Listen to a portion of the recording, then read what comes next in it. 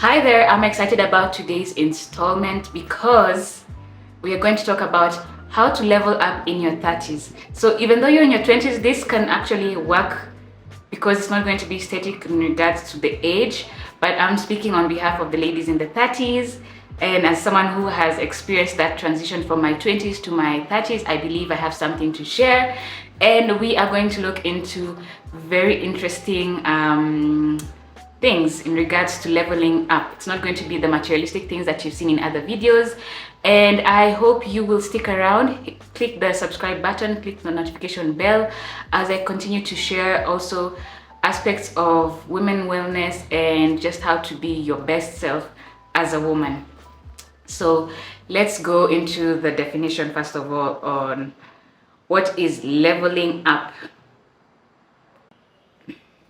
So here I'm seeing that leveling up or being leveled up is to advance or to improve oneself in regards to maybe it's your career, relationship, how you show up in the world. Leveling up means advancing yourself, improving yourself.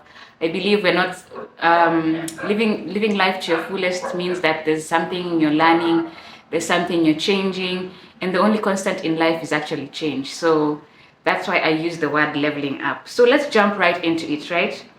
How do you level up in your 30s? The first thing that was a game changer for me is changing your environment, right?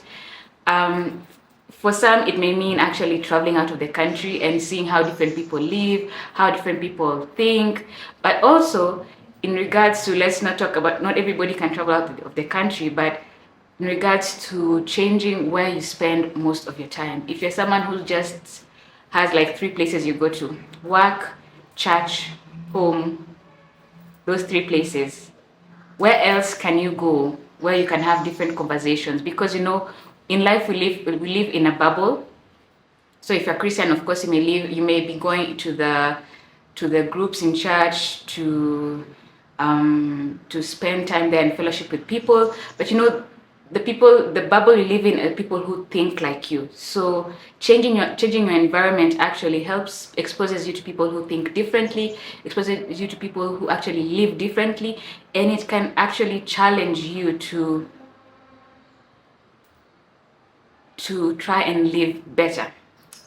In all the things I'm going to say, leveling up, it may not mean changing your life like doing a 180 shift, but it means how can you be better, or what can you expose yourself to that will challenge you to actually make a change, right? Because the spaces we live in are spaces that actually make us ourselves comfortable. I know when I was 29 going to 30, I made a big shift. I changed my environment for 6 months. That may not be the case for everybody, but I changed my job.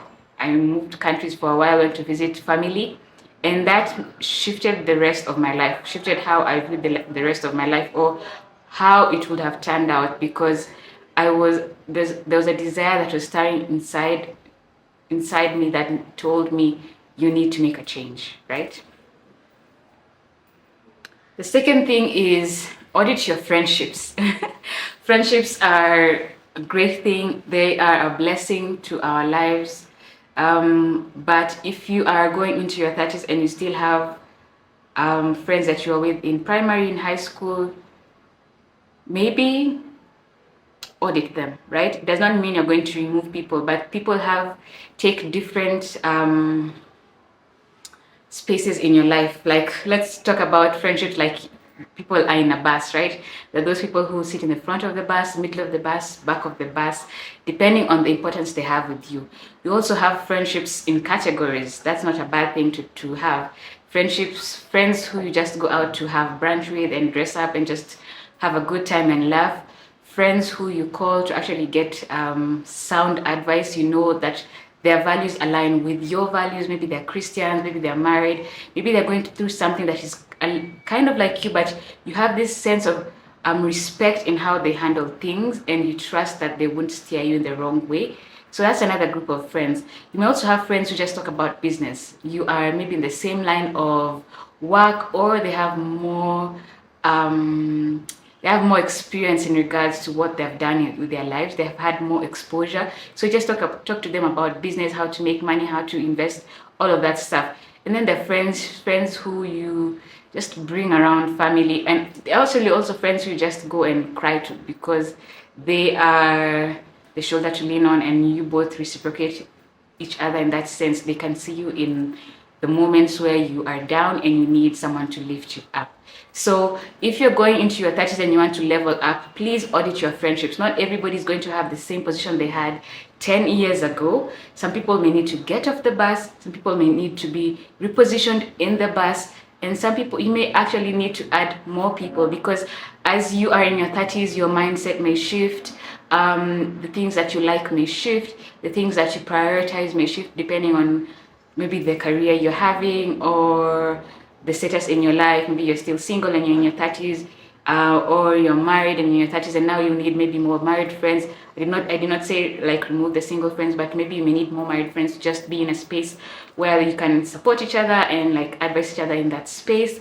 Or even others may now have children, and now they need also friends who have kids, so that they can have that support system of people who are like in the same space that they're in. So like reposition the people. Some people may need to get off the bus, and you may need to add new people that just fit with the place where you're going, right? You're going somewhere, you're changing as a human being, and yeah, it's not a bad thing. Let not anybody tell you that's a bad thing. So the second thing is audit your friendships. So number three, prioritize your healing. This is important. I have realized that some of us live life in autopilot, right? When you're a child, you know, your parents tell you what to eat, they plan for you what to eat, what to wear, where to go to school, right? And then now you grow. Even going to university, sometimes our parents influence that, right? Our parents, the finances that are available at home, or if you had a scholarship, what the scholarship like planned out for you, stuff like that. So you see, like in the early ages of your life, since you're a child to maybe the mid-20s, your life has been steered by people around you, by the environment around you. But if you're going into your 30s, that means you have a right to, I feel like this time maybe you have finances, you've been working for maybe like 5 years or 4 or 3, you have finances to make choices that are right for yourself. This time you actually start looking at things objectively, how you grew up. Is there any trauma that you passed through? Is there any way that your family lived and you were like, maybe you would have done better, right? Is there even friendship things that happened in university, in college, that you know you need healing from? Some things in your past you may not have, you did not deserve it, right? You did not deserve that trauma, you did not deserve those experiences that left a scar in you. But I believe you have a responsibility to work on that healing part, right? I know for many people it's not even easy to start talking about the things they went through. It's not easy to start unpacking some of these things. But if you need to level up, you need to actually work on your healing, and it can be in different phases. First thing, of course, as always, seeking a professional, a therapist, a counselor who can help you unpack these things in a safe space so that you can actually start working on the healing. Healing, there's some spaces you may not need to go back to, right? Don't continue exposing yourself. Your wound is still healing. Don't continue exposing yourself to these areas that actually like opening up the wound again before it heals. So you prioritize your healing. It's in your power, it's in your reach. Healing is in your reach.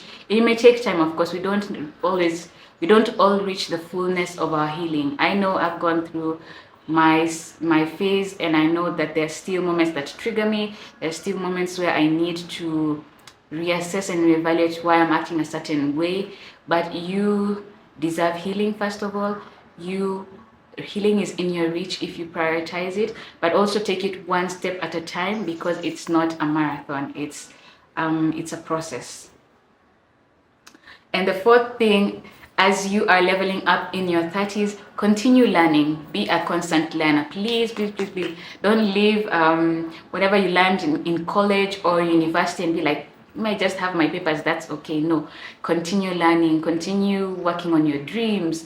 It does not mean going to get a certificate or being in a certain class, but like sign up for like pottery class and just learn that. Sign up for, I saw that there's a thing out there about flower arrangement, and go and learn how to arrange flowers. I saw baking classes. Go and learn how to bake. Like, just improve yourself all around, right?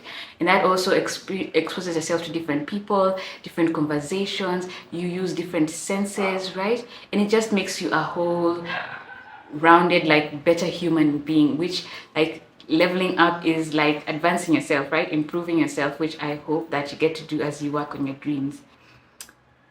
Fifth thing is give yourself grace, right?